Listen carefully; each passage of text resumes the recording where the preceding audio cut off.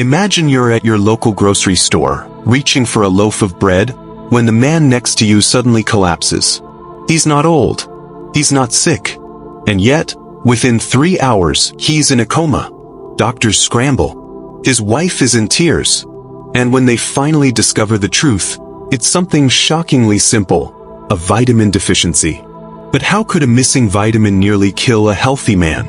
This is the real story of Daniel Carter, a 48-year-old software engineer from Cincinnati, Ohio, who nearly lost his life to something hiding in plain sight. Stick around till the end. The twist may save your life, or someone you love. This is Code Red Stories, and today, we're diving deep into the terrifying mystery of the collapse. Don't forget to hit like, share, and subscribe. We bring you jaw-dropping, real-life medical mysteries that doctors still talk about.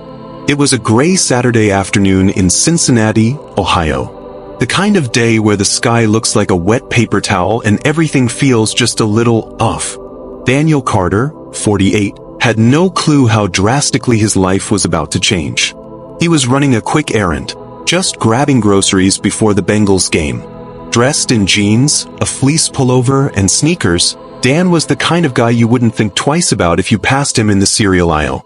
Clean-cut, average build, quietly confident. No major health problems. At least, not that anyone knew of. At 3:42 p.m., while reaching for a carton of eggs, Dan's body went rigid. His shopping basket hit the floor. He staggered sideways, tried to grab a shelf, and collapsed. Face first. There was a sickening thump. A woman nearby screamed. Someone shouted for help. A store manager came running, already on the phone with 911. Dan wasn't responding. His eyes were open but vacant. He wasn't seizing. He wasn't talking. He was just gone. Consciousness flickering like a dying light bulb. By 3:47 p.m., paramedics had arrived. Blood pressure? Heart rate? With oxygen? Plummeting. They loaded him onto a stretcher while a bystander held his phone, trying to reach his emergency contact. Dan's phone had a lock-screen photo of his wife and teenage daughter, a smiling family in front of the Grand Canyon. The paramedics used Siri to call wife. Voicemail: "Hi, you've reached Angela Carter. Leave a message and I'll call back." They tried again. This time, she picked up. "Paramedic, Mrs. Carter? This is EMS. Your husband Daniel has collapsed. We're en route to Good Samaritan Hospital. He's unconscious but breathing. Please meet us there." Angela's voice cracked. What happened? Is he? The next 15 minutes were a blur. Dan arrived at the ER by 4:05 p.m., barely responsive. His pupils were unequal. His skin had gone pale. Doctors feared a stroke, a seizure, even a heart attack. But every test they ran came back normal. By 4:30 p.m., he slipped into a coma. Just like that. No warning. No symptoms. No answers. Angela arrived minutes later, out of breath and wild-eyed.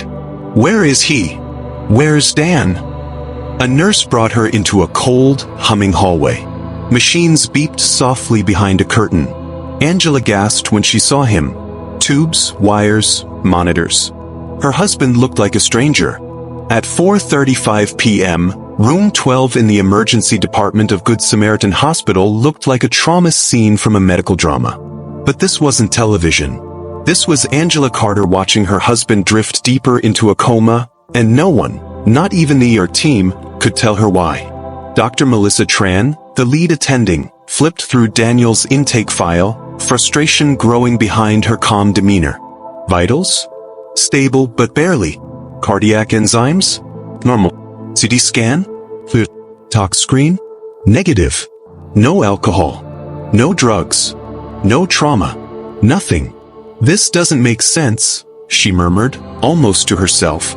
Angela stood near the bed, arms crossed tightly, knuckles white. He was fine this morning. We had coffee together. He even joked about doing yoga to impress our daughter. She looked down at Dan, now unconscious, pale, with an oxygen mask over his face. What happened to him? Dr. Tran took a breath. We're still figuring that out. His heart and brain scans aren't showing us anything obvious. But his blood pressure dropped suddenly, and we're seeing signs of neurological distress. Angela's face hardened. He's not a smoker. He jogs. He's never even had the flu, for God's sake. The doctor nodded. I believe you. But something is attacking his system. The question is, what? By 5 p.m., they had looped in a neurologist, an infectious disease specialist, and internal medicine. The term mystery illness started bouncing from room to room like a cursed echo. Was it meningitis? Stroke? Autoimmune attack? They tested for Lyme, for West Nile, for rabies, even though he hadn't been near wildlife. Every time a test came back clean, relief was quickly replaced by panic. Because the clock was ticking. 3 hours ago, he was shopping for milk, Angela whispered to no one in particular.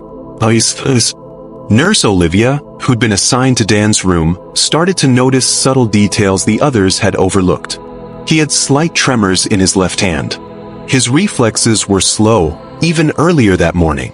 Angela mentioned he'd been a little tired for the past few weeks, sometimes forgetful. And there was a strange yellowish tinge under his fingernails. Not liver failure yellow, but off. You said he's been tired lately? Olivia asked gently. Angela nodded. I just thought it was work stress. He's been working late.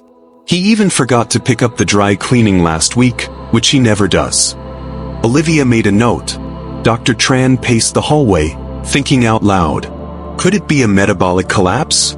Some kind of vitamin imbalance? But no, he's not malnourished. Is he? Angela suddenly remembered something.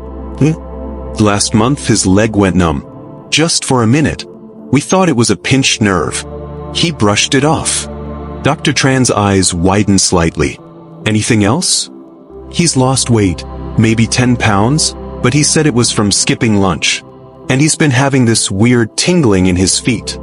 The pieces were there, scattered like a jigsaw puzzle across a floor no one had thought to look down at yet. By 6 p.m., Daniel Carter had been in a coma for over 2 hours. His brain scans remained unremarkable. His heart beat steadily, but his brain was in a fog, as though someone had dimmed the lights inside him and thrown away the switch. Angela sat beside him, holding his limp hand. I don't understand, she whispered. He eats well. He jogs. He takes care of himself. How can he just shut down? The doctors didn't have the answer. But someone soon would. And it wouldn't come from a lab. It would come from a refrigerator. That night, the hospital halls were quiet, except for the steady hum of machines monitoring Daniel's vital signs. Angela sat alone, clutching her phone, scrolling through messages of friends and family praying for a miracle. But as dawn crept closer, so did her exhaustion and despair. Then, the neurologist, Dr. Patel, entered with a folder in hand. We did a follow-up MRI this morning, he said softly, flipping through the images on his tablet. Angela looked up, hope and fear tangled in her eyes. The results, they're subtle, but they're there. See this? He pointed to a small, bright spot in the spinal cord. Angela squinted. What is it? It's inflammation, likely from nerve damage. It explains the tingling in his hands and feet, the numbness you mentioned. And it tells us this isn't a stroke or a heart attack. So, what caused it? Dr. Patel hesitated. It's rare, but sometimes this type of damage happens when the nervous system doesn't get enough of a vital nutrient, one that supports nerve health and brain function. Angela's heart skipped a beat. Like a vitamin? Yes. Specifically, vitamin B12. Vitamin B12 is one of the essential nutrients your body needs to make red blood cells, maintain your nervous system, and produce DNA. Your body can't make it, so you have to get it through diet or supplements. Deficiency can cause symptoms ranging from mild fatigue to severe neurological problems, like paralysis, confusion, and in extreme cases, coma. Doctors quickly ordered blood tests. Daniel's B12 level was critically low, nearly half the normal range. How could this be? Angela asked, voice trembling. He eats meat. He's not a vegetarian. Dr. Patel nodded. Sometimes, even with a healthy diet, your body can't absorb B12 properly. Conditions like pernicious anemia or problems with the digestive tract can block absorption. This deficiency had been silently damaging Daniel's nerves for months, until finally it overwhelmed his system. The good news? B12 deficiency is treatable, especially if caught early. The bad news? If untreated, the damage can be permanent, even fatal. Daniel's coma was a warning sign, his body's last cry for help. That afternoon, Daniel received a high-dose B12 injection directly into his muscle, the fastest way to replenish his stores. Angela waited anxiously. Hours passed. The medical team monitored every heartbeat, every breath. Then, just before midnight, a flicker, a twitch of his fingers. A blink. The light inside him wasn't out yet. This was more than just a case of a man fainting at the grocery store. It was a wake-up call about a silent epidemic affecting millions of Americans, many who don't even know they're at risk. Vitamin B12 deficiency is common in older adults, people with certain medical conditions, and those on specific medications. Angela left the hospital that night with a heavy heart but a single mission: find out how this could happen. How could Daniel, a man who took care of himself, suddenly spiral into a coma from something as simple as a vitamin deficiency? Back home, the silence was deafening. Angela opened the fridge, hoping for some small sign. Maybe a forgotten note, a missed prescription bottle, anything. That's when she saw it. Tucked behind the orange juice and eggs was a small, almost empty bottle of vitamin supplements. The label was faded but readable: B12 complex, take 1 daily. Angela's stomach tightened. He never told me he was taking these. She pulled it out and read the expiration date, 6 months ago. Angela realized something terrible. Daniel had started the supplements a year ago after a routine checkup flagged low B12, but somewhere along the way, he'd stopped taking them. Maybe it was the work stress. Maybe it was simple forgetfulness. No one had checked. No one had reminded him. And the deficiency quietly worsened until it took control. The next day, Angela confronted their family physician, Dr. Simmons. Why wasn't this caught sooner? She demanded. Dr. Simmons sighed, looking genuinely concerned. Vitamin B12 deficiency is easy to miss. Symptoms can be subtle: fatigue, mild numbness, forgetfulness, which are often mistaken for aging or stress. He added, we test for it regularly in patients over 50 or those with risk factors, but sometimes these signs slip through. Angela felt a cold mix of anger and guilt. Could she have pushed Daniel harder to take the supplements? Could she have noticed the warning signs? What made this case more alarming was how common it was. Over 2 million Americans are estimated to have vitamin B12 deficiency, many undiagnosed. And unlike obvious illnesses, it creeps in silently. People chalk up symptoms to getting older or being tired. But the damage builds until it's too late. Determined to turn tragedy into hope, Angela began researching. She connected with support groups, dietitians, and neurologists. She shared Daniel's story online, hoping to raise awareness, save others. Stories like Daniel's aren't rare, they're warnings. Do you know your vitamin status? Are you ignoring subtle signs? Have a loved one who might be at risk? Drop a comment below if this hit home. Share your stories. Let's keep this conversation alive. 3 days after the first B12 injection, Daniel opened his eyes. Angela gasped. Daniel? Can you hear me? His lips parted slightly. His voice was barely a whisper. Angie. Tears streamed down her face. He was back. Not fully, not yet, but back enough to fight. The doctors were cautiously optimistic. Daniel was conscious, but the neurological damage was clear. He couldn't feel his feet. His hands trembled uncontrollably. He struggled to recall recent memories. Will this go away? Angela asked Dr. Patel. We don't know, he replied honestly. Sometimes, nerve damage from B12 deficiency reverses with time and treatment. Other times, the damage is permanent. By week 2, Daniel was moved to a rehabilitation floor. Every day, he worked with a team of therapists, speech, occupational, and physical. Simple tasks became challenges. Sitting up without falling. Holding a spoon. Walking 5 steps. Angela stayed by his side, cheering for every small win. You just held a pen. That's progress. Daniel managed a weak smile. Like learning to be human again. But behind that smile was frustration. Anger. Embarrassment. How could a vitamin do this to me? He said one night, his voice cracking. Angela didn't have an answer. No one really did. It wasn't about poor choices. It wasn't about being careless. It was about how fragile the human body can be, and how modern life, even with all its technology, often overlooks the basics.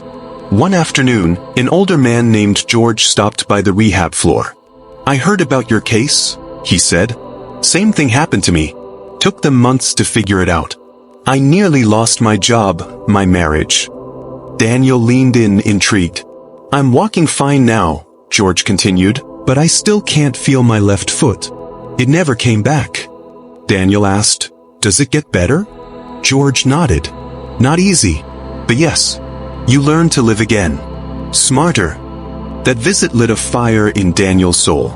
Angela had shared Daniel's story online, but she hadn't expected it to blow up. Tens of thousands of shares. Hundreds of comments. This happened to my mom.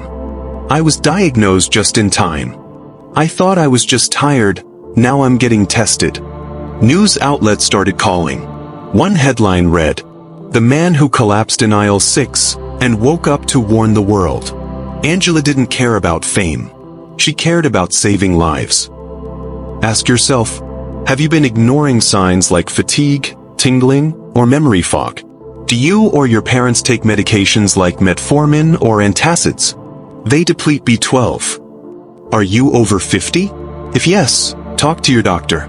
Don't wait for your body to collapse before you listen. Smash like, share this story to someone over 40, and subscribe to Code Red Stories. You might just change a life.